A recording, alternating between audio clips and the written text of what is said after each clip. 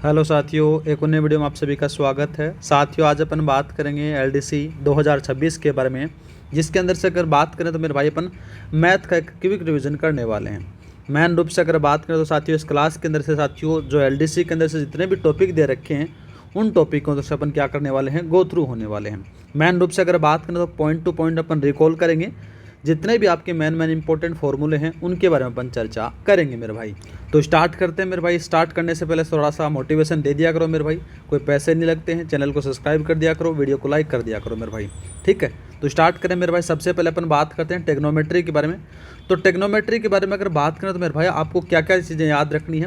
Pythagoras पर में आपको सबको पता है मेरे भाई क्या क्या होता है। लंब ये होता है, कर्ण ये होता है, आधार ये होता है, ठीक है। और दूसरा बात करें जैसे sine theta, cosec theta, cos theta, sec theta, tan theta और कोट थीटा, ये आपको सबको पता है मेरे भाई। वैसे मैं बता देता हूँ, साइन थीटा लंब बटे कर्ण होता है, कोसेक थीटा बात करें तो कर्ण बटे लंब होता है। और ये सारे थोड़ा सा याद रखना। एक चीज़ याद रखना मेरे भाई, कौन सा ये आता है, कौन सा यहाँ पर से लाल बटे का आपको याद रखना है। SCT यहाँ पर से अगर बात करें तो साइन कोस टेन आपको याद रखना है।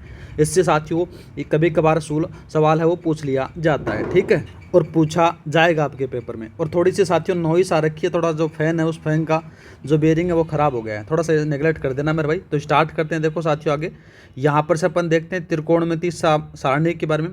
तो साथियों इससे आपके पेपर में एक सवाल देखने को मिलेगा। बात करें तो साथियों यहाँ पर से आपको वैल्यू याद करनी है। वैसे मेरे पास में समय कम है, वरना तो मैं आपको ये सारणी कैसे बनती है, कैसे कैसे आपको फाइंड किया जाता है वो आपको बता देता।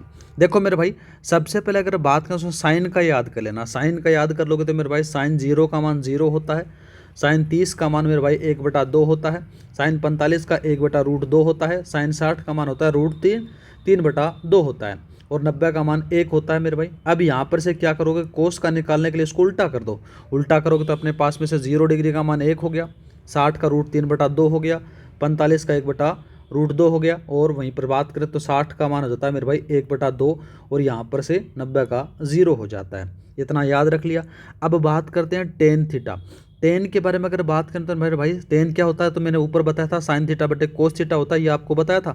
तो ये लो भाई, यहाँ पर से अपने पास में से क्या किया, 0 में 1 का भाग दोगे तो आपके पास में 0 आएगा, ठीक है। दूसरा बात करते हैं तो यहाँ पर से ये कट गया और ये कट गया, तो अपने पास में से क्या बचा, 1/√2 आ गया, 1/√3 आ गया, और यहाँ पर से सारा कट गया तो 1 आपके पास में आया। वैसे अपन बात करते हैं तो ये दो कट गया, √3 आ गया। अब 1 में 0 का भाग दोगे इन्फाइनाइट आता है, याद रखना। तो ये 90 का क्या।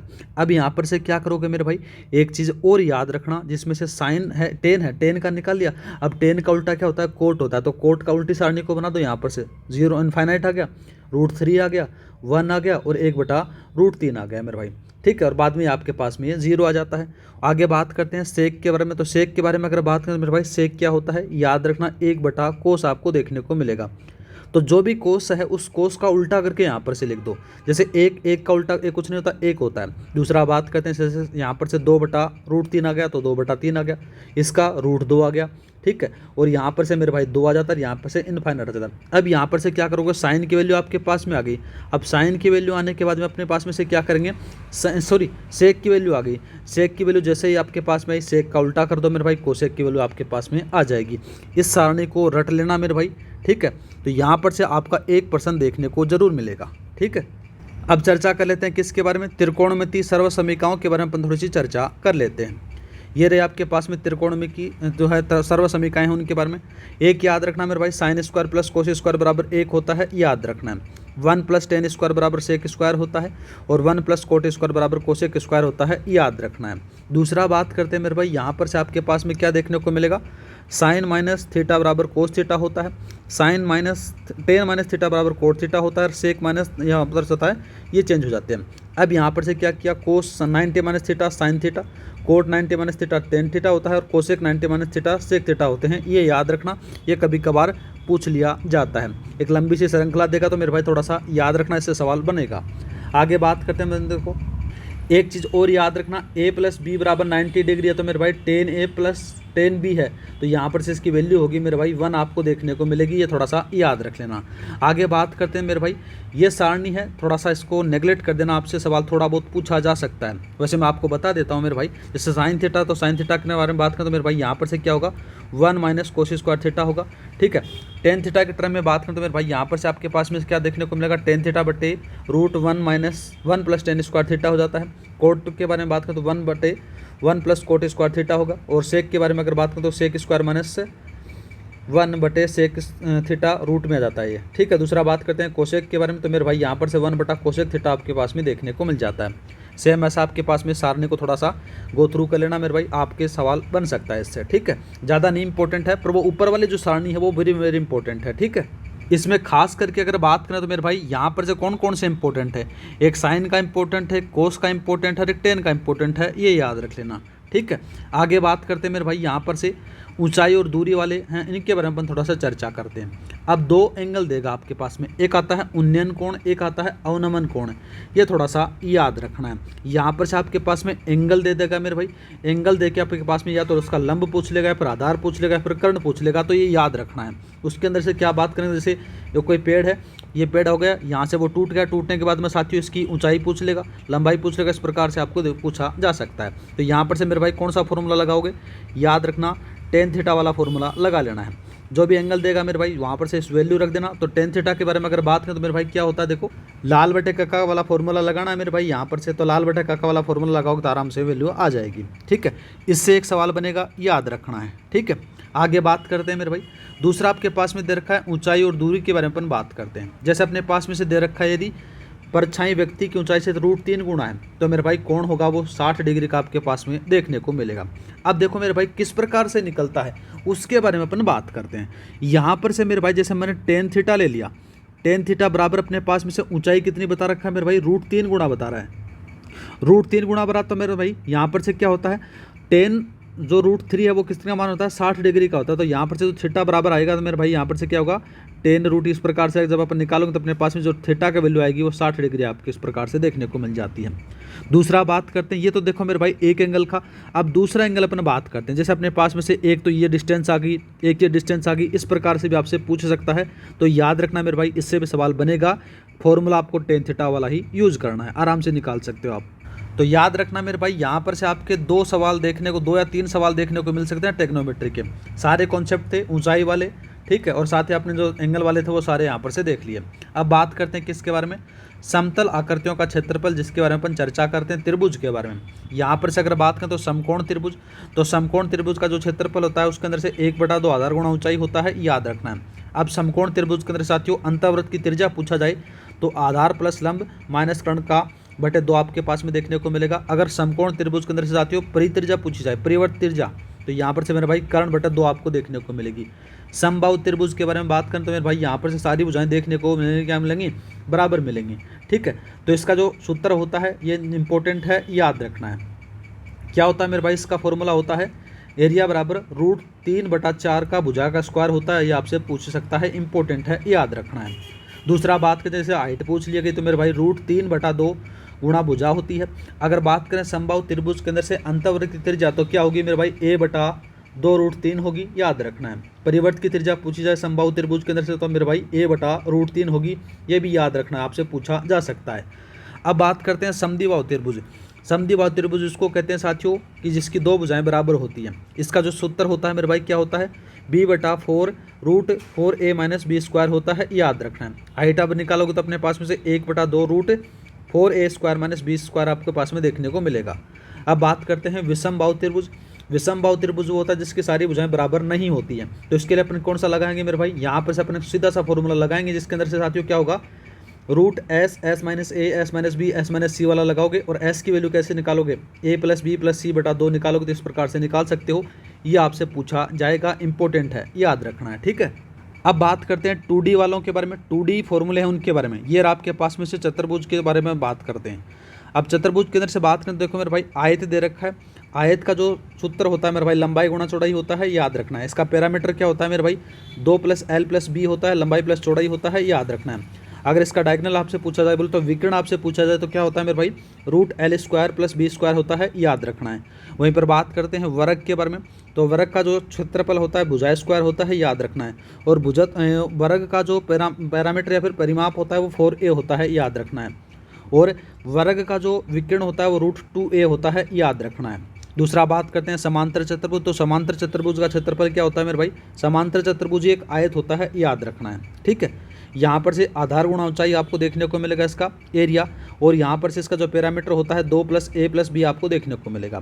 समचतुर्भुज के बारे में अगर बात करें तो मेरे भाई यहाँ पर से समचतुर्भुज आप क्या निकालोगे, 1/2 d1 × d लगा सकते हो। ये d1 d2 क्या है, ये आपकी इसके डायगोनल आपको देखने को मिलेंगे, याद रखना है। अब बात करते हैं समलंब चतुर्भुज के बारे में, तो समलंब चतुर्भुज का जो क्षेत्रफल होता है 1/2 समांतर भुजाओं का योग गुणा ऊंचाई आपको देखने को मिलेगा। इससे सवाल बन सकता है, इंपॉर्टेंट है, याद रखना है।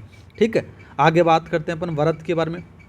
ये रहा आपके पास में वृत्त है, वृत्त की परिधि इंपॉर्टेंट है, याद रखना क्या होती है, 2πr आपको देखने को मिलेगी। वृत्त का जो क्षेत्रफल होता है वो क्या होता है मेरे भाई, यहाँ पर से πr² होता है। अगर बात करें तो मेरे भाई इसका त्रिज्याखंड, तो त्रिज्याखंड का जो क्षेत्रफल क्या होता है, πr² θ/360 होता है, ये याद रखना है। चाप की लंबाई के बारे में अगर बात करें तो πr θ/180 होता है, याद रखना है। ठीक है, अब जैसे आपके पास में बहुत बार पूछा जाता है, जैसे पहिए द्वारा तय की दूरी है, जैसे एक चक्कर में कितनी दूरी करेगा, तो याद रखना 2πr करेगा।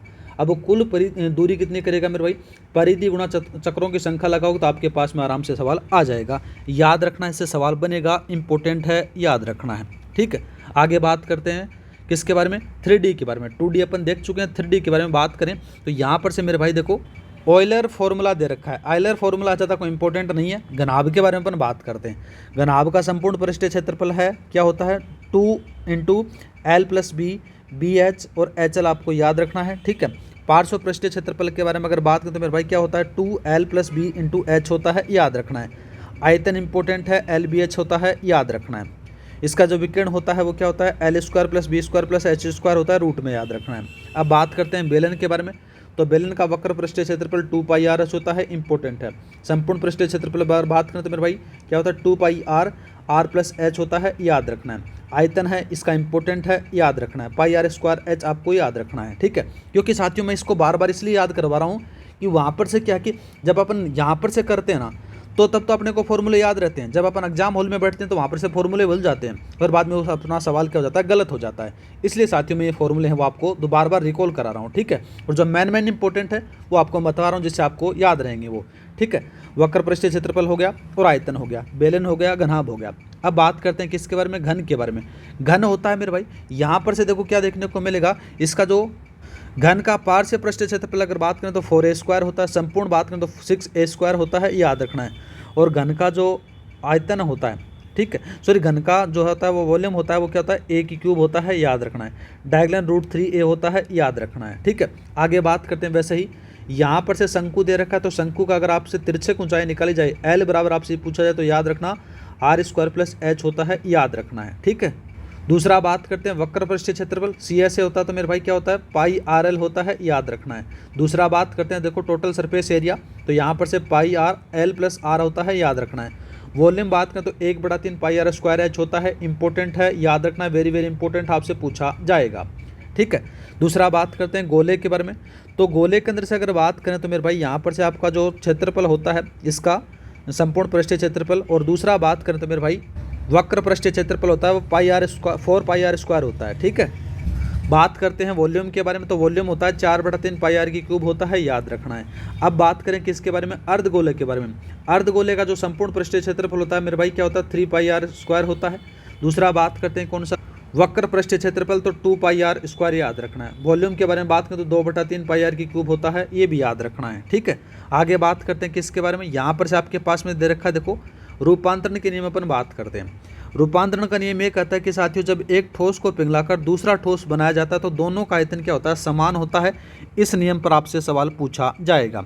जैसे आपके पास में क्या कह दिया, ये कह देता है कि कोई या आपके पास में गोला है और उस गोले को पिघलाकर साथियों क्या बनाया जाता है, बेलन बनाया जाता है, या फिर बेलन को पिघलाकर क्या बनाया जाता है, गोला बनाया जाता है। तो दोनों का आयतन है मेरे भाई बराबर सेम होता है। दोनों आयतनों के फॉर्मूले आपको याद करने हैं, दोनों को बराबर रख देना, वो वैल्यू पुट कर देना, आराम से आंसर आ जाएगा। दूसरा बात करते हैं पिघलाना या फिर काटना के बारे में, तो यहाँ पर देखो क्या देखने को मिलेगा, बड़ी ठोस आकृति से बनने वाली छोटी आकृतियों की संख्या आपसे पूछी जा सकती है, इंपॉर्टेंट है, ये भी याद रखना है।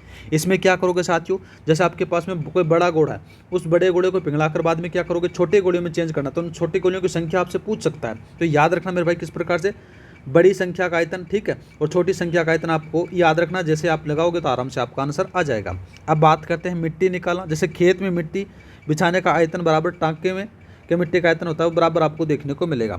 अब बात करते हैं घन काटना। घन काटने के अंदर से क्या होता है कि बड़े से छोटे घन प्राप्त करने के लिए साथियों घन को काटने की कुल संख्या होती है वो 3 × n-1 होती है, याद रखना है, ठीक है, इतना याद रख लेना। ये 2D 3D वाले फॉर्मूले आपके यहाँ पर से हो जाते हैं। अब बात करते हैं किसके बारे में, वैदिक गणित के बारे में। वैदिक गणित के अंदर से अगर बात करें तो मेरे भाई यहाँ पर से जितनी भी अपन सारी चीज़ें अपन चर्चा करने वाले हैं। सबसे पहले अगर बात करते हैं परम मित्र अंक है, जिन अंकों का योग कितना होता है मेरे भाई 10 होता है, याद रखना है। अब निखिलम अंक बात करें तो इकाई के अंक को छोड़कर बची जो संख्या होती है उनको कहा जाता है। अब चरम अंक इकाई का अंक होता है, ये भी याद रखना है। अब बात करते हैं आधार और विचलन के बारे में। आधार 10 का गुणक होगा, याद रखना, 10 हो सकता है, 100 हो सकता है, 1000 हो सकता है। उप आधार बात करें तो जिस पूर्णांक को हम आधार से गुणा करते हैं उसको कहा जाता है। विचलन अगर बात करें तो आधार व उप आधार की संख्या जुड़ने और घटने वाली संख्या होती है, उसको कहा जाता है, याद रखना है। अब बात करते हैं संक्रियाओं के बारे में। बीजांक क्या होता है, बीजांक मेरे भाई 0 से लेकर 9 तक की संख्याएं होती हैं, याद रखना है। इसको अपन आगे पढ़ेंगे मेरे भाई, बीजांक के बारे में सारी डिटेल पढ़ने वाले हैं, ठीक है। नेक्स्ट बात करें एकाधिकन, एक से अधिक आपको देखने को मिलेंगे और एक न्यून आपको ये देखने को मिल जाता है एक से कम। और विनाकुलम बात करें तो ऋणात्मक संख्या आपको यहाँ पर से देखने को मिल जाती है। यहाँ पर अपन बात करते हैं बीजांक के बारे में। तो बीजांक क्या होता है लाला, यहाँ पर से याद रखना है, इसको क्या अपन बोल सकते हैं कि अंकों का योग। क्या होता है, अंकों का योग। अंकों का योग 1 तक आपको लेकर जाना। जैसे आपके पास में से 3, 7, 8 दे रखा है, इन सभी को जोड़ना है मेरे भाई, इसका बीजांक आप आराम से निकाल सकते हो, ठीक है। दूसरा बात करते हैं, एक चीज़ और याद रखना, आपसे पूछ सकता है, तो यहाँ पर से क्या निकालोगे, यहाँ पर से लिखो कि पूर्ण वर्ग का सूत्रा नहीं लिखा जा रहा, क्या पेन चेंज करना पड़ेगा मेरे भाई, ये लो। पूर्ण वर्ग का बीजांक क्या होता है मेरे भाई, 1, 4, 7 और 9 होता है, याद रखना है, ये बात रख लोगे। दूसरा बात करते हैं तो मेरे भाई अगर पूर्ण वर्ग के बारे में कोई और कुछ संख्या दी जाए तो उसका बीजांक कुछ भी नहीं होगा। और याद रखना, किसी भी पूर्ण वर्ग संख्या के अंत में विषम संख्या में शून्य नहीं होता है, याद रखना है। दूसरा बात करते हैं तो n अंकों की संख्या के वर्ग में 2n अथवा 2n-1 अंक होते हैं, ये भी याद रखना है। तो इतनी चीज़ें याद रख लेना। अब बात करते हैं आगे के इसके बारे में, वर्ग ज्ञात करना किस प्रकार से। जैसे आपके पास में दे रखा है एकाधिकन पूर्वण का जो सूत्र है उसके बारे में अपन चर्चा करते हैं। जैसे इकाई का अंक 5 दे रखा है, इसका किस प्रकार से निकालोगे, तो मेरे भाई यहाँ पर से अगर बात करें तो देखो मेरे भाई यहाँ पर से क्या होगा, ये 3 दे रखा है पहला वाला, इसमें 3 में 1 जोड़ देना और मल्टीप्लाई कर देना, 5 आ जाएगा मेरे भाई। 5 का लास्ट वाला जो इकाई का अंक है उसको 5 का स्क्वायर 25 आ गया और 4 × 12 आ गया। इस प्रकार से आप आराम से निकाल सकते हो। दूसरा बात करते हैं उप सूत्र अनुपूरण के बारे में बात करते हैं। 2 अंकों के लिए क्या लगाओगे, a+b का या फिर ab का होल स्क्वायर लगा देना, a² + 2ab + b² लगा देना। जैसे आपके पास में से 31 दे रखा है तो 3 इंटू अपने पास में क्या आ गया, 3 आ गया, 1 आ गया, 2 आ गया, ठीक है, और अपने पास में से 1 आ गया तो यहाँ पर से 961 आपको देखने को मिल जाता है। दूसरा बात करते हैं सूत्र निखिलम। यहाँ पर से आपके पास में से 2 देखने को मिलेंगे, एक तो आधार वाला देखने को मिलेगा, एक उप आधार वाला देखने को मिलेगा। अब एक चीज़ और याद रखना, ये तो 2 अंकों के लिए थी, 3 अंकों के लिए अगर आपसे टर्म पूछ ली जाए कि कितनी होंगी तो याद रखना मेरे भाई 5 आपको पास में देखने को मिलेंगे, आपसे पूछा जा चुका है। ये तो मैंने 2 अंकों तक बताया, 3 अंकों के बारे में अगर बात करें तो इस प्रकार से आप आराम से निकाल सकते हो। दूसरा बात करते हैं, जैसे आधार वाला बात हो रही थी, संख्या प्लस विचलन और इंटू स्लेस आ गया तो विचलन का स्क्वायर आप आराम से निकाल सकते हो। जैसे आपके पास में 107 है तो 107 तो संख्या आ गई और विचलन कितना है, 7 आ गया, ठीक है, और 7 विचलन का स्क्वायर कर दो, आराम से निकाल सकते हो। अब दूसरा बात करते हैं उप आधार के बारे में। उप आधार के बारे में अगर बात करें, देखो साथियों, जैसे उप आधार संख्या प्लस विचलन और शेष विचलन दे रखा है। अब जैसे मैं छोटी सी बात करूं मेरे भाई, जैसे आपके पास में कितना दे रखा है, 36 दे रखा है। अब 36 का अपने को निकालना है उप आधार विधि से, तो यहाँ पर से इसका स्क्वायर कर देना मेरे भाई। तो यहाँ पर से अगर बात करें तो इसका उप आधार कितना है आपसे पूछा जा सकता है। उप आधार अंक, तो इसका उप आधार अंक मेरे भाई जो पहले वाला ना, इसको याद रखना है, 3 आ गया। इसका जो विचलन है ये याद रखना मेरे भाई, कौन सा विचलन, ठीक है, इसका विचलन कितना बताओगे मेरे भाई, +6 आपको बताना है। अब फॉर्मूला लगा दो मेरे भाई। कैसे लगाओगे, यहाँ पर से अगर बात करें इसका जो फॉर्मूला होता है वो देखो, सारी वैल्यू आपके पास में आ गई, तो यहाँ पर से क्या क्या गया, 3 आ गया मेरे भाई, उपाधार अंक निकाल लिया मैंने, और साथ में संख्या 36 दे रखी है, प्लस का विचलन 6 है, और 6 का स्क्वायर आपके पास में यहाँ पर से याद रखना है, ये स्क्वायर है मेरे भाई, ये स्क्वायर याद रखना है। ठीक है, स्क्वायर निकालोगे तो अपने पास में से कितना आ गया, यहाँ पर से अगर बात करें तो 36 3 42 हो गया, और 42 को 3 से मल्टीप्लाई किया अपने पास में से कितना आ गया, 42 को 42 से 126 आ गया, 126 और 6 का 36 आ गया। अब इनको एक साथ लिख दो, क्या लिखोगे, 126 के अंदर से एक चीज़ और याद रखना, यहाँ पर से क्या होगा मेरे भाई, ये तो 6 का 6 उतर जाएगा, लेकिन ये इसके पास में चला जाएगा, जुड़ जाएगा, तो यहाँ पर से 9 हो गया, और 1296 आपके पास में देखने को मिल जाता है, याद रखना है। ठीक है, और वैसे देखा जाए तो मेरे भाई आपके पास में क्या है कि वो करवा कर तो दिखाएगा नहीं, आपसे पूछेगा तो है नहीं कि मेरे भाई क्या क्या होगा। स्टेप कभी कभार ज़्यादा क्रिटिकल कंडीशन बना देता, तो थोड़ा सा याद रखना कि जैसे इसका उपाधार अंक कितना है ये पूछ सकता है, इसका विचलन कितना है, तो ये थोड़ा सा याद रख लेना। अगर आपसे पूछ लिया जाए कि इसका वर्गमूल क्या होगा, तो मेरे भाई सीधी सी बात है, अपना मैं थोड़ा फॉर्मूला लगाना, दोनों से मल्टीप्लाई करके आराम से निकाल देना, समय आपके पास में खूब रहेगा। आगे बात करते हैं, आगे आपके पास में पूर्ण वर्गमूल के जो सर्वनिम्न नियम है उनके बारे में अपन चर्चा करते हैं। यहाँ पर से अपन बात करें जैसे साथियों, इकाई का अंक कभी भी साथियों 2, 3, 7, 8 नहीं होगा, याद रखना है। दूसरा बात करते हैं, पूर्ण वर्ग का जो बीजांक हमेशा साथियों 1, 4, 7, 9 होता है, ये मैंने बता दिया गया है। दूसरा बात करते हैं, अंत में शून्य हमेशा जोड़े में पेड़ में होंगे, याद रखना, जैसे 2, 4, 6 इस प्रकार से थोड़ा सा याद रखना है। ये इकाई का अंक का मैपिंग आपके पास में से देखने को मिलेगा, 1, 9, 2, 4 इस प्रकार से आपको देखने को मिलेगा, ये थोड़ा सा याद रखना है। आगे बात करते हैं, जैसे भाग विधि वाला है, भाग विधि का के बारे में बात करें, और साथियों पूर्ण घनमूल है, ये भी आपके पास में देखने को मिलेगा। इसके बारे में अगर बात की जाए तो देखो मेरे भाई यहाँ पर से आपके पास में से क्या क्या दे रखा है, जैसे इसका आराम से निकाल सकते हो भाग विधि से। घनमूल के बारे में अगर बात करें तो इकाई का अंक है मेरे भाई 1, 4, 5, 6, 9, 0 हो तो घनमूल में अंक वही रहेगा, याद रखना। जैसे 2 आ गया तो 2 का 8 है, 3 का 7 है, ये थोड़ा सा याद रखना है। ठीक है, दूसरा बात करते हैं, देखो बीजांक रूल के बारे में अगर बात करें तो पूर्ण घन का अंकों का योग हमेशा साथियों 1, 8 और 9 होगा, ये भी याद रखना है। दूसरा बात करते हैं करनी घाता और घातांक और करनी के बारे में चर्चा करते हैं। जैसे आपके पास में एक श्रृंखला दे दी तो इसका जो आंसर होगा वो √3 अक्स होगा, याद रखना है। ये दे दी तो मेरे भाई इसका अक्स होगा, देखना है। ठीक है, दूसरा बात करते हैं, अगर ये दे दिया गया तो मेरे भाई इसका फॉर्मूला सीधा आंसर है, आपको ये याद रखना है। ठीक है, एक चीज़ और याद रखना, जैसे आपके पास में से ये दे दिया गया मेरे भाई, अक्स दे दिया गया, इस प्रकार से प्लस दे दिया गया। अब यहाँ पर से क्या दे दिया गया मेरे भाई, प्लस दे दिया गया। अब मैं सपोज करो मेरे भाई यहाँ पर से मैंने 12 लिख दिया गया, अब 12 लिख दिया गया, बाद में यहाँ पर से पूछ लिया गया, अब आपके पास में इसका आंसर आपके पास में पूछा जाएगा। अब क्या करेंगे मेरे भाई कि 12 को अपन क्या करेंगे, अक्स के ऐसे टुकड़े करो जिनका अंतर क्या होगा, 1 होगा, तो 4 गुणा 3 होता है ना, कितना होता है, 4 गुणा 3 होता है। अब यहाँ पर से बड़ी संख्या किसके लिए लेंगे, अगर इनमें प्लस का साइन है तो बड़ी संख्या ले लो, उसका आंसर 4 आ जाएगा। अगर यहाँ पर से माइनस का साइन होता तो छोटी संख्या ले लेना, आंसर 3 आ जाता है, ये याद रखना है। अब बात करते हैं हार्डी रामानुजन संख्या के बारे में।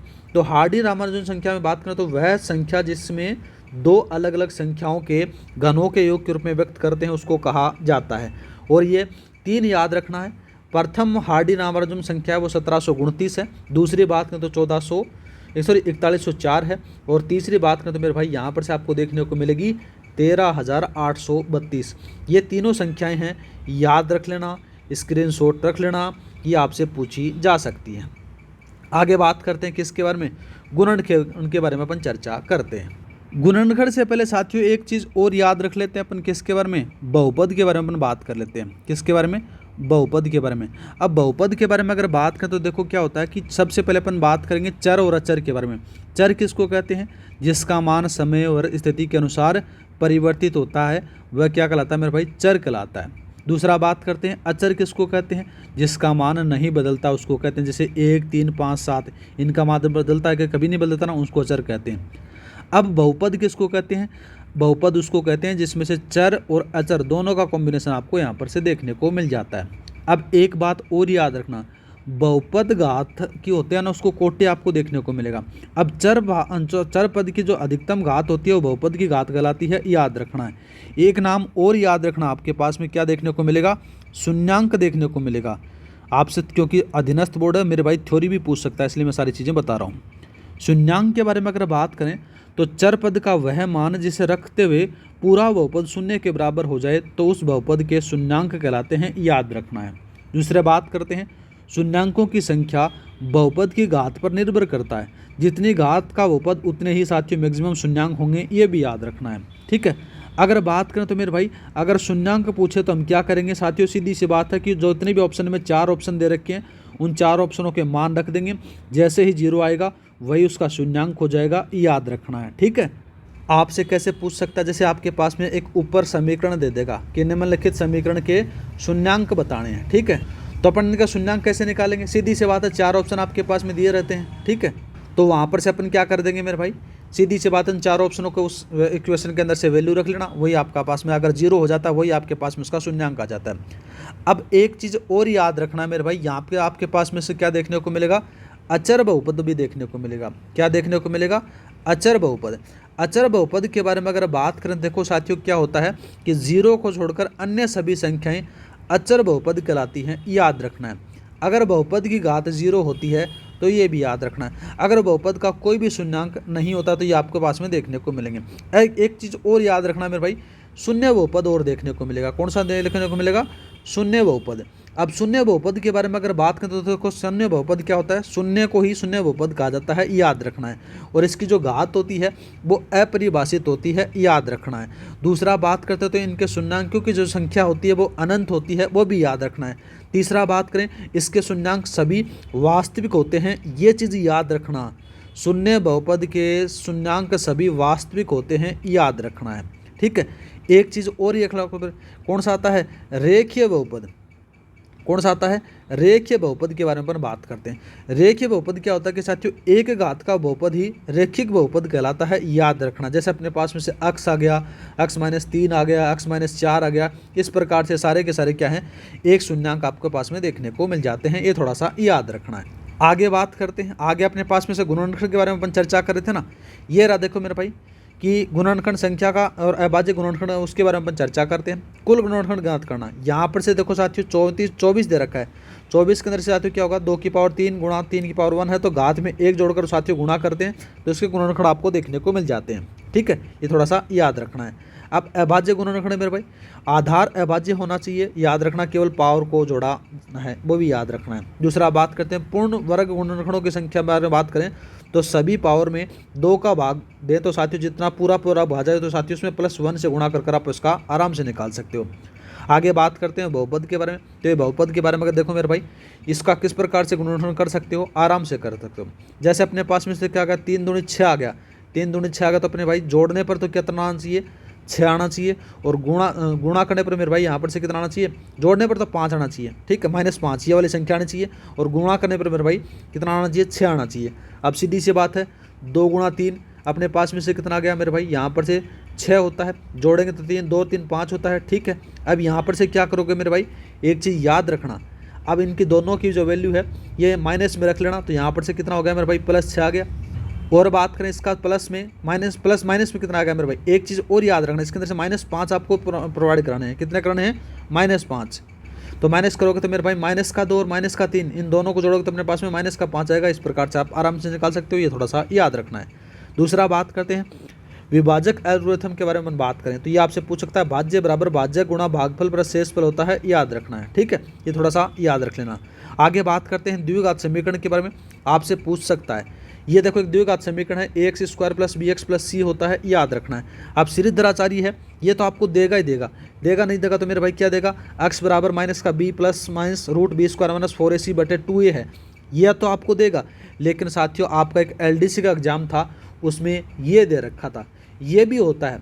तो देखो मेरे भाई अगर आप चाहो तो मैं इसको प्रूफ कर सकता हूँ कि किस प्रकार से ये आया, तो ये याद रख लेना मेरे भाई, सीधी सी बात है। देखो थोड़ा सा मैं इसको जूम इन कर देता हूँ, 2/2c अपॉन दे रखा -b + √b² - 4ac होता है, ये भी होता है, याद रखना है। ये दोनों चीज़ें आपको याद रखनी है। अब देखते हो मेरे भाई, यहाँ पर से देखो क्या देखने को मिलेगा, यह दे रखा है मेरे भाई कि जो d की वैल्यू बड़ी है तो मूल वास्तविक और असमान होंगे, याद रखना है। अगर d बराबर 0 तो मूल वास्तविक और समान होंगे, ये भी याद रखना है। दूसरा बात करते हैं, अगर d का वैल्यू 0 की तरफ है, मतलब कि छोटी है यहाँ से d की वैल्यू, तो मूल काल्पनिक और आभासी होंगे, याद रखना है। अब देखो साथियों, एक मूलों का योग आपके पास में से देखने को मिलेगा, मूलों का योग अल्फा + बीटा दे रखा है, -b/a होता है, याद रखना है। मूलों का गुणनफल अगर बात करें तो क्या होता है, अल्फा बीटा होता है, सी बटा ए होता है। ऊपर वाली समीकरण से सारा काम कर लोगे। यहाँ पर से जैसे मैंने क्या किया, A X square plus B X plus C, इस प्रकार से आप आराम से निकाल सकते हो। अब यहाँ पर से आपसे क्या पूछेगा, पहले तो अपने इसको इम्पोर्टेंट लगाते हैं। इंपॉर्टेंट लगाएंगे तो मेरे भाई देखो साथियों क्या होगा कि जैसे मूलों का योग बताना है तो मूलों का योग अपने पास में से क्या होता है, माइनस का बी होता है बटे ए होता है, आराम से निकाल सकते हो। अब आपके पास में से क्या दे दिया गया, ये संख्या दे दी जाती है, जैसे मूलों का योग ये है और मूलों का गुणनफल ये है, तो समीकरण ज्ञात करें तो ये भी आप आराम से कर सकते हो। तो थोड़ा सा याद रखना, ये थोड़ा सा इंपॉर्टेंट है, याद रखना है। ठीक है, आगे बात करते हैं किसके बारे में, बहुत सारे महत्वपूर्ण जो बीजगणितीय सर्व समीकरण हैं उनके बारे में अपन चर्चा करते हैं। पहला बात करते हैं मेरे भाई, देखो कौन सा, ए प्लस बी का होल स्क्वायर, इंपॉर्टेंट है, याद रखना है इसको। क्या होता है, A square plus 2ab plus B square होता है, बहुत जगह काम आएगा आपके। ठीक है, दूसरा बात करते हैं मेरे भाई, ए माइनस बी का तो माइनस का चिन्ह चेंज होगा, ये आप आराम से याद रख लेना। एक बात करते हैं मेरे भाई, एक आपका इंपॉर्टेंट है ये वाला, वेरी वेरी इंपॉर्टेंट है, याद रखना है। ठीक है, इससे सवाल 100% आएगा आपके पेपर में। ये फॉर्मूला या तो बीजगणित में लागू हो जाएगा या फिर ट्रिग्नोमेट्री में लागू हो जाएगा, कहीं ना कहीं लागू जरूर होगा। ठीक है, इसको याद रखना है। दूसरा बात करते हैं, दूसरा आपके पास में से कौन सा देखने को मिलेगा मेरे भाई, यहाँ पर से आपके पास में से दूसरा आपके पास में देखने को मिलेगा ये वाला, ए की क्यूब माइनस बी की क्यूब है, तो यहाँ पर से A minus B, A square plus B, A square plus A B plus B square होता है, याद रखना है। तो ये दो फॉर्मूले हैं, वेरी वेरी इंपॉर्टेंट है, इससे सवाल बनेगा, याद रखना है। ठीक है, और ये फॉर्मूले आप रट लेना है इनको। आगे बात करते हैं, दो रेखिक वाले समीकरणों के बारे में अपन चर्चा करते हैं। इसको सबसे पहले अपन क्या करेंगे, इंपॉर्टेंट लगाएंगे। क्या लगाएंगे मेरे भाई, इंपॉर्टेंट लगाएंगे। अगर देखो साथियों a1 बटे a2 नॉट इक्वल b1 बटे b2 है तो साथियों रेखाएं क्या होंगी, प्रतिच्छेद करेंगी और इसका जो हल होगा अद्वितीय हल होगा और संगत होगा, याद रखना है। अगर बात करें a1 बटा a2 इजिकल टू b1 बटा b2 not is equal to c1 बटा c2 है तो रेखाएं क्या होंगी, समांतर होंगी, याद रखना। इनका कोई हल नहीं होगा और असंगत होंगी। अब तीनों ही बराबर कर दी जाते हैं तो समपाती होंगी, याद रखना, और इसके अनेक हल होंगे और संगत होंगे, ये भी याद रखना है। ठीक है, तो ये साथियों याद रखना इंपॉर्टेंट है, आपसे पूछा जा सकता है। दूसरा बात करते हैं, लॉगरिथम के कुछ फॉर्मूले हैं। लॉगरिथम के फॉर्मूलों के अकॉर्डिंग अगर बात करें तो साथियों आपका जो पहले वाला जो फॉर्मूला है ये वेरी वेरी इंपॉर्टेंट है, आपसे पूछा जाएगा इसी के अकॉर्डिंग। ठीक है, log a mn दे रखा तो log a m plus log a n दे रखा, तो याद रखना, इससे सवाल बनेगा। ठीक है, ज़्यादा कोई खास नहीं है।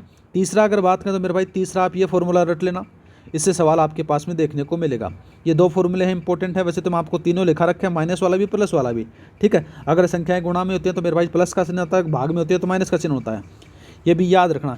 इन दोनों कॉन्सेप्टों पर साथियों आपके log का सवाल 100% आपके पास में पेपर में देखने को मिलेगा। आगे बात करते हैं, आगे पास में दे रखा कौन सा, यहाँ पर से दे रखा देखो मेरे भाई अनुपात समानुपात का, जो आपके वनपाल में भी आया था। अगर प्रथम अनुपात पूछ लिया जाए तो ए स्क्वायर बटा बी होगा, याद रखना है। अगर इनका मध्य अनुपात पूछ लिया जाए तो रूट ए बी होता है, याद रखना है। तृतीय अनुपात अगर बात करें तो मेरे भाई बी स्क्वायर बटा ए होता है, इसको इंपॉर्टेंट है, याद रखना है। एक तो ये वाला इंपॉर्टेंट है और ये दूसरे वाला इंपॉर्टेंट है, ये आपसे पूछा जाएगा, इनसे सवाल बनेगा। दूसरा बात करते हैं, अगर योगानुपात बात करें तो ये नियम बहुत बार जगह लगता है, ए प्लस बी बटा A minus B is equal to C plus D बटे सी माइनस डी आपको देखने को मिलेगा। अब बात करते हैं मिश्रण निकालने की जो प्रक्रिया होती है, तो अंत में मात्रा अगर बात करें तो कुल गुणा 1 माइनस निकाली गई मात्रा बटे कुल गुणा आयन की आपके पास में प्रक्रिया देखने को मिल जाती है। तो ये दो जो चीज़ें हैं इसको इंपॉर्टेंट लगाना, यह आपसे पूछा जाएगा। ठीक है, आगे बात करते हैं किसके बारे में, प्रतिशत लाभ और प्रतिशत वाला। ये फॉर्मूला आपको सबको पता है मेरे भाई, ये थोड़ा सा याद रखना। समतुल्य बट्टा है, इसके बारे में याद रखना मेरे भाई, आपसे सवाल बनेगा। समतुल्य बट्टा है, वेरी वेरी इंपॉर्टेंट है, आपसे सवाल इससे पूछा जाएगा। ठीक है, दूसरा बात करते हैं, जैसे बेईमान दुकानदार है वो भी आपके पास में दे रखा है। जैसे बेईमान दुकान वाला फॉर्मूला लगा सकते हो, सही लाभ परसेंटेज इक्वल टू सही वजन माइनस गलत वजन बटे, ये लगा लेना। ठीक है, दूसरा बात करते हैं साधारण ब्याज और चक्रवर्ती ब्याज के बारे में। तो आपको सबको पता है मेरे भाई, ये SI CI के दोनों फॉर्मूले आप लगा सकते हो, आराम से कर सकते हो इसका। दूसरा बात करते हैं, जैसे लगातार 2 सालों में मिश्र दिए रखे हैं तो यहाँ पर से ये फॉर्मूला यूज करना है। अब बात करते हैं CI के लिए ब्रह्मास्त्र आपके पास में दे रखा है, डिफरेंस वाला, क्योंकि साथियों लेटेस्ट ट्रेंड है, इससे बहुत बार पूछा जाएगा। अगर 2 वर्ष का अंतर दे रखा है तो मेरे भाई मूलधन गुणा R स्क्वायर बटा 100 का स्क्वायर आपके पास में लगा रखा है, ये 3 के लिए आपके पास में देखने को मिलेगा। अब समय के अंदर से बात करें तो देखो मेरे भाई CI में जब समय हो तब अपने पास में से क्या करेंगे, मूलधन बराबर A1 स्क्वायर बटा A2 स्क्वायर आपके पास में देखने को मिलेगा। ए यहाँ पर से क्या है, मिश्र धन है। किस्त की राशि पूछी जाए तो ये वाला फॉर्मूला यूज कर लेना। आगे बात करते हैं अपन स्टैटिक्स के बारे में। स्टैटिक्स के अंदर से क्या होता है मेरे भाई, विचर में अधिकतम और न्यूनतम का अंतर पूछा जाता है। जैसे अधिकतम कितना है 81 है, न्यूनतम 2 है, दोनों का अंतर बता सकते हो। अब बात करते हैं जो प्राइमरी डेटा के बारे में बात करें तो अनुसंधानकर्ता द्वारा पहली बार स्वयं संकलित किए गए आंकड़े होते हैं, उनको कहा जाता है। ठीक है। द्वितीयक स्रोत बात करें तो मेरे भाई किसी अन्य एजेंसी या फिर पूर्वोत्तर सर्वेक्षण द्वारा एकत्रित किए आंकड़े होते हैं, उनको कहा जाता है। दूसरा बात करते हैं मेरे भाई, यहाँ पर से कौन तरह का आंकड़ों जो आंकड़े हैं उन आंकड़ों का ग्राफीय निरूपण किस प्रकार से कर सकते हैं। पहला बात करते हैं जैसे ज्यामितीय रूप अपन कर सकते हैं, आवर्ती रूप कर सकते हैं, रेखीय रूप कर सकते हैं। जैसे ज्यामितीय रूप में दंड आरेख, वर्तीय पाई आरेख ये आ गया, और आवर्ती में आयत चित्र आ गया, बहुभुज आ गया, और ये हमने भाई आवाज जाता है। ठीक है। और रेखीय ग्राफ में बात करें तो रेखीय ग्राफ, कालिक श्रृंखला ग्राफ आपको देखने को मिल जाता है। दूसरा बात करते हैं दंड आरेख के बारे में, तो ये आप आराम से कर सकते हो, ये पढ़ लेना मेरे भाई, आपको मैं PDF फाइल प्रोवाइड करा दूंगा। आगे बात करते हैं दंड आरेख की विशेषताएं क्या होती हैं। दंड आरेख से अभिप्राय है एक आयत से लंबाई ऊंचाई में परिवर्तन हो सकता है, परंतु चौड़ाई में एक जैसी रहती है, याद रखना है। ये ऊर्ध्वाधर और क्षैतिज हो सकती हैं, ये भी याद रखना है। एक दूसरे को समान दूरी पर माने जाते हैं, ये भी याद रखना। सबसे लंबा दंड आरेख होता है वो बहुलक होता है, ये भी याद रखना है। अब इनके प्रकार बात करें, सरल दंड आरेख, बहुगुणी, उपविभाजित, प्रतिशत दंड आरेख, विचलन दंड आरेख आपको यहाँ पर से देखने को मिल जाते हैं। दूसरा बात करते हैं आयत चित्र बनाम दंड आरेख के बारे में, तो ये आपके पास में दे रखे हैं, थोड़ा सा याद रख लेना। आगे बात करते हैं वर्त या फिर पाई आरेख है, इससे बहुत बार पूछा जाएगा, इंपॉर्टेंट है, याद रखना है। ठीक है। इसमें से क्या करो मेरे भाई, जो भी परसेंटेज दे रखा है तो उसे यहाँ पर से याद रखना, यह वाला फॉर्मूला है, बहुत बार पूछा जाता है, इंपॉर्टेंट है, याद रखना है। दूसरा बात करते हैं, दूसरा आपके पास में देखा आवर्ती बहुभुज या फिर वक्र के बारे में, तो ये आपको थोड़ा सा याद रखना। बहुभुज के बारे में बात करें तो आयत चित्र के शीर्ष मध्य बिंदुओं को सरल रेखा द्वारा मिलाना होता है, याद रखना है। वक्र बहुभुज के बारे में बात करें तो बहुभुज का मुक्त हस्त रूप दोनों का क्षेत्रफल बराबर होता है, याद रखना है। दूसरा बात करते हैं अपन केंद्रीय प्रवृत्ति के मापों के बारे में, तो केंद्रीय प्रवृत्ति के मापों के बारे में अपन चर्चा करें तो आपके पास में क्या दे रखा है, देखो औसत निकालना, सारी संख्याओं को जोड़ देना, n का लगा देना। अब इसकी महत्वपूर्ण विशेषताएं क्या होती हैं कि विभिन्न मूल्यों के विचलनों का बीजांक जो है सदैव शून्य होता है, याद रखना। विभिन्न मूल्यों का जो विचलनों का वर्गों का योग जोड़ न्यूनतम होता है, ये भी याद रखना। ये सारी चीज़ें आपको याद रख सकते हो। दूसरा बात करते हैं गुणोत्तर माध्य और ऋणात्मक माध्य है, इनका फॉर्मूला थोड़ा सा याद रखना है, आपसे नहीं पूछा जाएगा। दूसरा बात करते हैं माध्यिका, बहुत बार इंपॉर्टेंट है, याद रखना है। ठीक है। माध्यिका के बारे में बात करते हैं साथियों, निकालने से पूर्व सभी पदों को अपन क्या करेंगे, आरोही और अवरोही क्रम में लिखेंगे। जैसे लिखने के बाद में अपने पास में से n+1/2 वाला फॉर्मूला यूज करना है, याद रखना है। सतत श्रृंखला में अगर बात करें तो मेरे भाई ये वाला यूज करना है, याद रखना है। अब बहुलक निकालना चाहते हो तो मेरे भाई यहाँ पर से z बराबर L1 + F-F1 F0 2F1 - F0 - F2 और इंटू आई होता है, याद रखना है। अब L1 क्या होता है मेरे भाई, निचली सीमा होती है, याद रखना है। F1 बहुलक की आवर्ती होती है, F0 पूर्व आवर्ती होती है और F2 अगली आवर्ती होती है, याद रखना है। आई इसका क्या होता है मेरे भाई, अंतराल होता है, याद रखना है। ये थोड़ा सा याद रख लेना। अब आगे बात करते हैं, देखो मेरे भाई ये इसको इंपॉर्टेंट लगा लो, आपसे सवाल इससे पूछा जाएगा। इसके अंदर से साथियों क्या होता है, बहुलक दे देगा और माध्यिका दे देगा और आपसे माध्य पूछ लेगा, तो ये फॉर्मूला यूज करोगे आराम से निकाल सकते हो। माध्य विचलन किस प्रकार से निकालोगे, तो मेरे भाई यहाँ पर से माध्य विचलन का फॉर्मूला ये आपके पास में देखने को मिलेगा। माध्य विचलन का न्यूनतम मान माध्यिका के लिए होता है, याद रखना है। ठीक है। लेकिन एक चीज़ याद रखना, आपसे क्या पूछेगा, आपसे पूछेगा माध्य से माध्य विचलन पूछेगा, या फिर माध्यिका से माध्य विचलन पूछेगा, इस प्रकार से आपसे पूछ सकता है। ठीक है। आगे बात करते हैं महत्वपूर्ण श्रेणियों के बारे में, तो समांतर श्रेणी, गुणोत्तर श्रेणी, ये आपको थोड़ा सा याद रखना है, ज़्यादा नहीं पूछा जाएगा इससे। दूसरा बात करते हैं, अब अपने पास में से आ गया रेखा और कोणों के बारे में अपन बात करते हैं। बिंदु, तो बिंदु के बारे में बात करें तो मेरे भाई विमा शून्य होता है, एक रेखा पर अनंत बिंदु होते हैं, याद रखना है। रेखा के बारे में बात करें तो बिंदुओं को मिलाने वाली का बिंदु पथ होता है, याद रखना है। दो अंतिम बिंदु विद्यमान होते हैं, याद रखना, अनंत तक। ठीक है। रेखाखंड के बारे में बात करें तो दो निश्चित बिंदुओं को मिलाने वाला पथ होता है, उसको कहते हैं समांगी रेखाएं। समतल में स्थित एक नियत बिंदु से गुजरने वाली रेखाएं होती हैं। कोण के बारे में बात करें तो एक बिंदु से दो सरल रेखाओं से निकलने वाली आवर्ती होती है, उसको कहते हैं। ठीक है। n ऐसे रेखीय बिंदुओं पर से गुजरने वाली रेखाओं की संख्या बात करें तो n-1 होती है, ये थोड़ा सा याद रखना है। दूसरा बात करते हैं रेखाओं के प्रमुख प्रकारों के बारे में बात करते हैं, तो इनको समांतर रेखाएं कहते हैं, जो कभी प्रतिचित नहीं करती। जैसे अपने पास में से क्या होता है कि रेल की पटरियां होती है, समांतर रेखाओं में होती हैं और इनका जो मध्य कोण होता है वो 0 डिग्री होता है, याद रखना है। दूसरा बात करते हैं प्रतिच्छेद रेखाएं, एक दूसरे को काटती हैं, याद रखना। लंबवत रेखाएं एक दूसरे को काटती हैं लेकिन 90 डिग्री पर काटती हैं। संपाती रेखाएं एक दूसरे पर ओवरलैपिंग होती हैं, याद रखना। तिर्यक रेखाएं भिन्न भिन्न रेखाओं की साथियों अलग अलग काटने के बिना आपको देखने को मिलती हैं।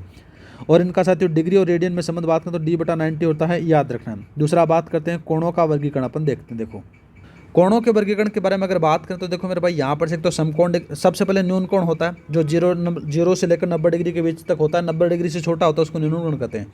जैसे ही 90 डिग्री हो गया समकोण हो गया मेरे भाई।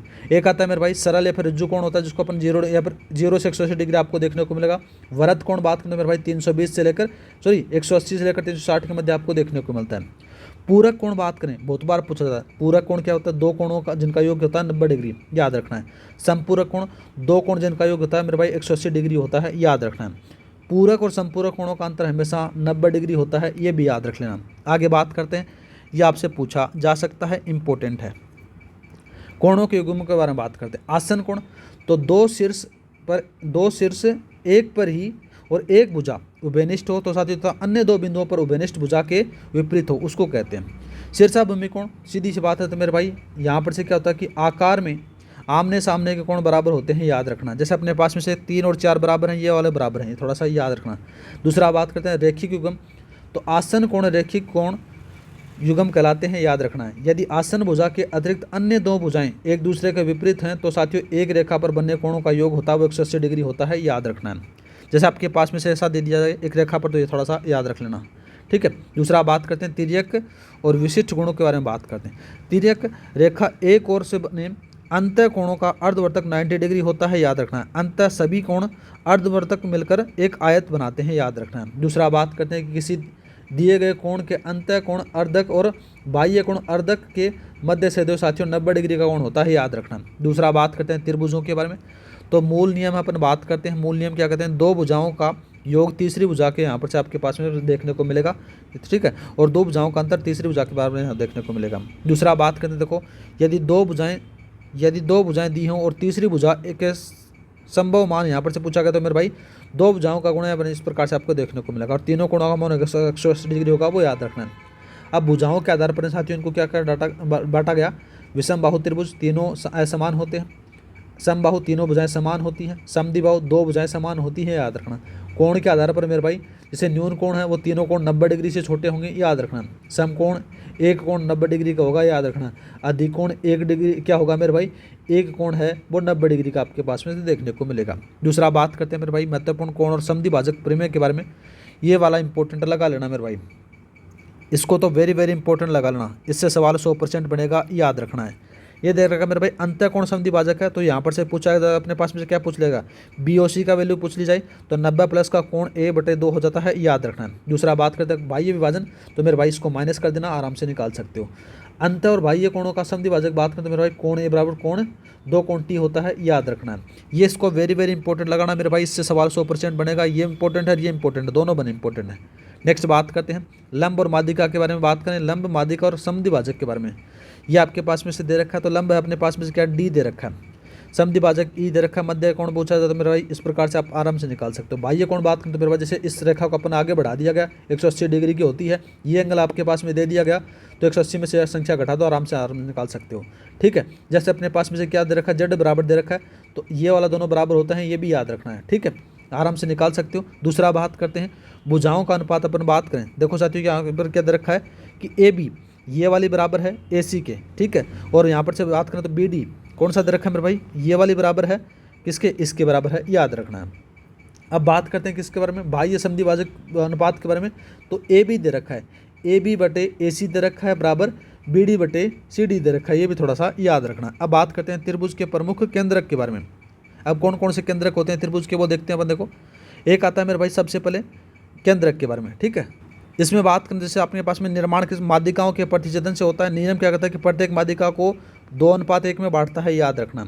लंब के अंदर बात करें तो मेरे भाई यहाँ पर से कहता है लंबों का एक प्रतिच्छेदन होता है। कोण यहाँ पर से बात करें तो मेरे भाई BOC बात करें तो 180 माइनस कोण A होता है। अंत के अंदर बात करें तो मेरे भाई यहाँ पर से क्या देखने को मिलेगा? ये आपसे इंपॉर्टेंट पूछा जा सकता है, ठीक है। इसके बारे में बात करें तो कोण समद्विभाजकों का प्रतिच्छेदन होता है, याद रखना। कोण BOC पे पूछा जाए तो अपने पास क्या बताओगे? 90 प्लस का कोण A/2 होता है, याद रखना है। अब परिकेंद्र के बारे में बात करें तो न्यून कोणों के अंदर से समकोण में कर्ण का मध्य बिंदु अधिक कोण से बाहर है, याद रखना है। दूसरा बात करते हैं सर्वांग समता के नियम, बहुत बार पूछा जाता है।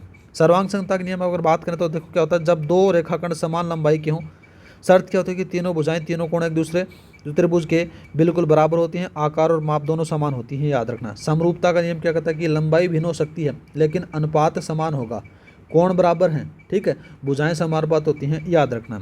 दूसरा नियम बात करें तो दो समरूप त्रिभुजों के क्षेत्रफल का अनुपात उसकी संगत भुजाओं के वर्गों का समकोण त्रिभुज के कर्ण पर डाले गए लंब और उसमें दो समरूप त्रिभुजों में बांटता है, याद रखना है। दूसरा बात करते हैं चतुर्भुज के मुख्य नियमों के बारे में बात करें तो चतुर्भुज और साथ ही अपने पास में से आयत दे रखा है। अब चतुर्भुज होता है उसके चारों कोणों का मान होता है 360 डिग्री होता है, याद रखना है। एक आयत होता है वो भी एक चतुर्भुज होता है, याद रखना है, ठीक है। बात करें विकर्ण के बारे में तो D1 बराबर D2 होता है, याद रखना। इस प्रकार से आप आराम से निकाल सकते हो। अब मध्य बिंदुओं की बनी आकृति होती है, जैसे आयत है वो समतल चतुर्भुज है, समांतर चतुर्भुज है, वर्ग वर्ग होता है, समतल चतुर्भुज आयत होता है, याद रखना है। दूसरा बात करते हैं समांतर समचतुर्भुज और समलंब के बारे में। समांतर चतुर्भुज लगातार कोणों का योग होता है 180 डिग्री होता है, याद रखना है। अब समतल चतुर्भुज क्या होता है कि चारों भुजाएं बराबर होती हैं, आमने सामने कोण बराबर होते हैं। अब समलंब बात करें तो विकर्ण बात करें तो मेरे भाई यहाँ पर से तो इस प्रकार से दे रखा है, तो ये थोड़ा सा याद रखना है। दूसरा बात करते हैं विकिरणों के विशिष्ट गुण और चक्रीय चतुर्भुज के बारे में। विकिरणों का व्यवहार क्या कहता है कि एक दूसरे पर लंबवत वर्ग और समचतुर्भुज में होंगे, याद रखना, आयत और समांतर में नहीं।